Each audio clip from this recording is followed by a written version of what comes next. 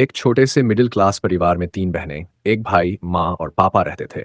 पापा ज़्यादातर बाहर काम करते थे और माँ पूरे घर की ज़िम्मेदारी अकेले सँभालती थीं। तीनों बहनों में सबसे अलग थी रिया। रिया बहुत सुंदर थी, लेकिन उसे कभी अपनी सुंदरता पर घमंड नहीं था।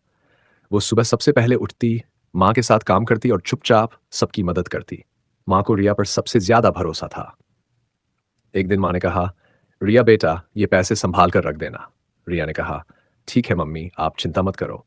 लेकिन यही बात उसकी बड़ी बहन को बिल्कुल पसंद नहीं थी, क्योंकि माँ को उस पर भरोसा नहीं था।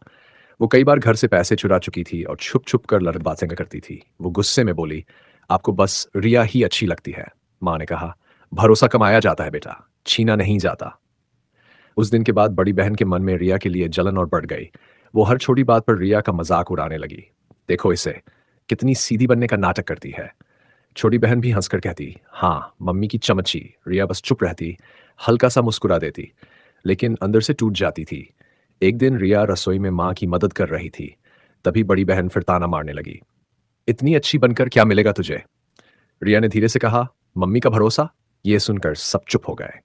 रात को जब सब सो गए, रिया चुपके से रो रही थी। माँ ने उसे देख लिया। "रिया, तू हर बात सहकर भी जवाब क्यों नहीं देती?"